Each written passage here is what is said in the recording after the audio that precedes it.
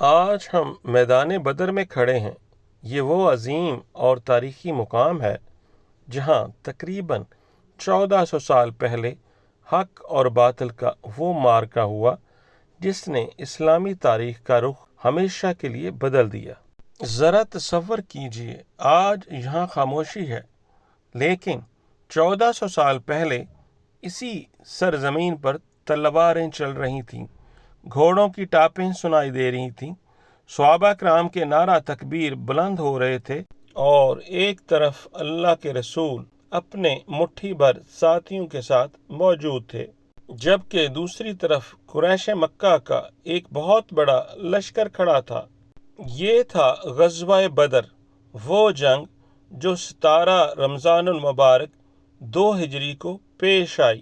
آج ہم اسی میدان میں کھڑے ہو کر آپ کو بتائیں گے کہ آخر یہ جنگ کیوں ہوئی، یہاں کون کون موجود تھا، مسلمان کتنے تھے اور کفار کتنے تھے، کتنے صحابہ اکرام شہید ہوئے، کتنے کفار مارے گئے، اور کیسے اللہ تعالیٰ نے اپنے محبوب نبی اور مسلمانوں کی مدد فرمائی۔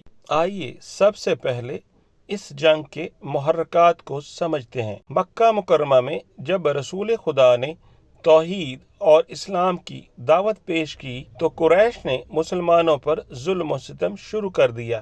مسلمانوں کو مارا گیا، ستایا گیا، ان کے راستے بند کیے گئے اور ان کے مال و گھر تک چھین لیے گئے۔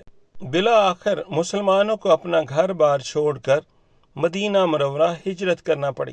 لیکن مکہ مکرمہ والوں کی دشمنی یہاں ختم نہیں ہوئی۔ مسلمان مدینہ منورہ پہنچ گئے، مگر قریش ان کے خلاف مسلسل سازشیں تیار کرتے رہے۔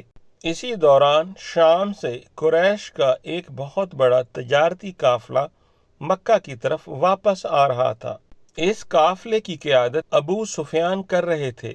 مسلمانوں کو اس قافلے کی خبر ملی تو نبی کریم صحابہ اکرام کے ساتھ اس طرف روانہ ہوئے، لیکن مسلمان ایک بڑے جنگی لشکر کے لیے نہیں نکلے تھے۔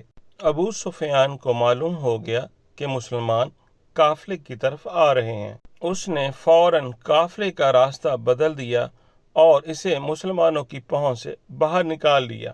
لیکن دوسری طرف مکہ مکرمہ میں یہ خبر پہنچ چکی تھی کہ مسلمانوں نے قریش کے تجارتی قافلے کو روکنے کی کوشش کی ہے۔ اب مکہ مکرمہ میں جنگ کی تیاری شروع ہو گئی اور قریش کا ایک بہت بڑا لشکر مسلمانوں کے مقابلے کے لیے نکل پڑا۔ اس لشکر کی قیادت ابو جہل کر رہا تھا۔ قریش کا لشکر تقریباً 1000 افراد پر مشتمل تھا۔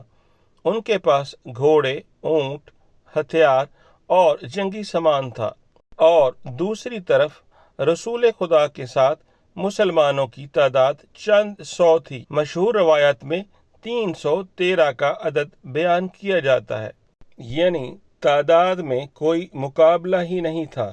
ایک طرف تقریباً 1000 اور دوسری طرف صرف 313۔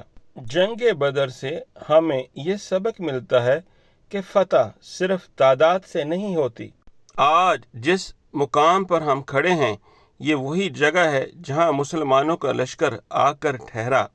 رسول خدا نے صحابہ اکرام سے مشورہ فرمایا، مجاہدین نے اپنی وفاداری پیش کی، انصار نے بھی عرض کیا، یا رسول اللہ صلی اللہ علیہ وآلہ وسلم، ہم آپ کے ساتھ کھڑے ہیں، آپ جہاں حکم دیں گے ہم وہیں جائیں گے۔ اور پھر مسلمانوں نے بدر کے میدان میں اپنا پڑاؤ ڈالا۔ اللہ تعالیٰ نے مسلمانوں پر بارش برسائی، لیکن یہ بارش صرف بارش نہیں تھی، یہ اللہ تعالیٰ کی مدد تھی۔ مسلمانوں کے قیام کی طرف زمین نسبتاً ریتلی اور نرم تھی۔ بارش نے اسے اس طرح جما دیا کہ مسلمانوں کے لیے زمین پر چلنا اور قیام کرنا آسان ہو گیا۔ دوسری جانب کفار کی طرف زمین زیادہ کیچڑ والی ہو گئی، جس سے ان کے لیے نقل و حرکت مشکل ہو گئی۔ قرآن مجید میں اللہ تعالیٰ نے اس بارش کا ذکر کرتے ہوئے فرمایا کہ اس کے ذریعے مسلمانوں کو پاکیزگی دی، شیطان کی گندگی دور کی اور ان کے قدم مضبوط کیے۔ سوچئے، مسلمانوں کی تعداد کم تھی، وسائل کم تھے، لیکن اللہ تعالیٰ ایک ایک چیز ان کے حق میں کر رہا تھا۔ بدر کی لڑائی سے ایک رات پہلے اب ذرا اس رات کا تصور کیجئے۔ ایک طرف مسلمانوں کا چھوٹا سا لشکر، دوسری طرف 1000 کے قریب کفار جنگجو۔ رات کا اندھیرا چھا چکا ہے، مسلمانوں کے خیموں میں سکون ہے، لیکن اللہ کے نبی اپنے رب کے سامنے کھڑے ہیں۔ آپ صلی اللہ علیہ وآلہ وسلم دعا کر رہے ہیں۔ رسول خدا نے اپنے ہاتھ بلند کیے اور اللہ تعالیٰ سے مدد مانگتے رہے۔ آپ کی چادر مبارک کندھوں سے گر گئی۔ حضرت ابو بکر صدیق نے عرض کیا، یا رسول اللہ صلی اللہ علیہ وآلہ وسلم، آپ نے اپنے رب سے بہت دعا کر لی، اللہ تعالیٰ اپنا وعدہ ضرور پورا فرمائے گا۔ دوسری طرف کفار اپنے لشکر کی طاقت پر نازاں تھے۔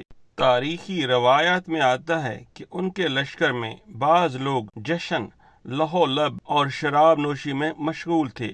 انہیں یقین تھا کہ وہ مسلمانوں کو کچل دیں گے، لیکن انہیں معلوم نہیں تھا اس میدان میں فیصلہ تلواروں سے پہلے آسمانوں پر ہو چکا ہے۔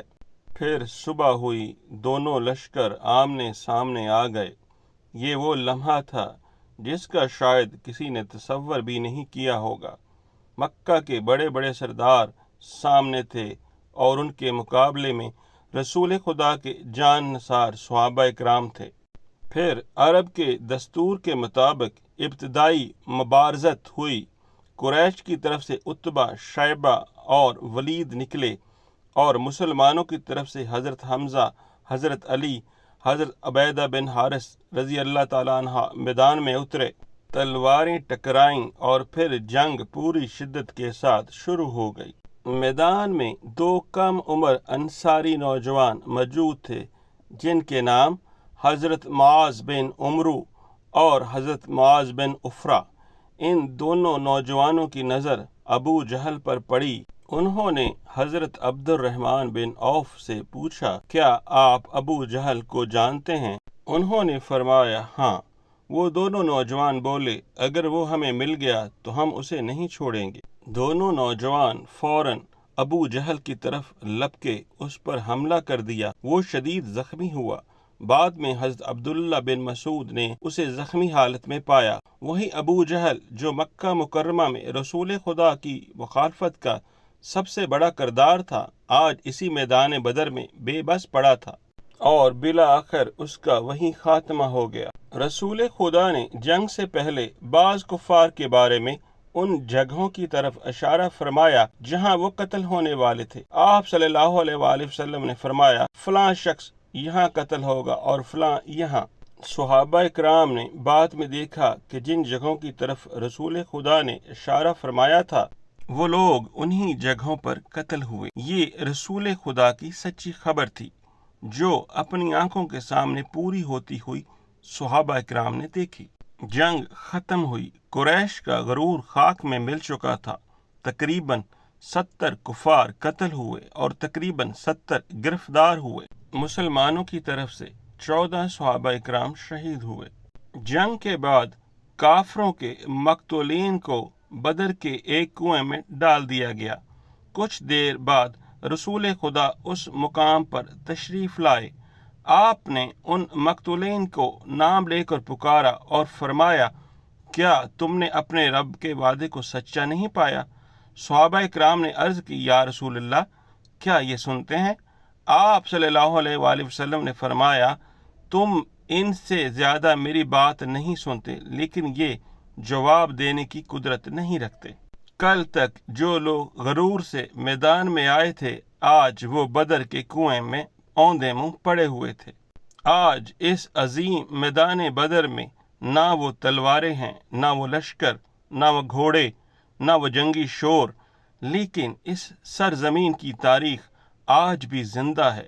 یہ ہمیں بتاتی ہے کہ اگر وسائل کم ہوں تو گھبرانا نہیں، اگر دشمن زیادہ ہو تو مایوس نہیں ہونا، ہر حالات میں اللہ تعالیٰ کو نہیں چھوڑنا۔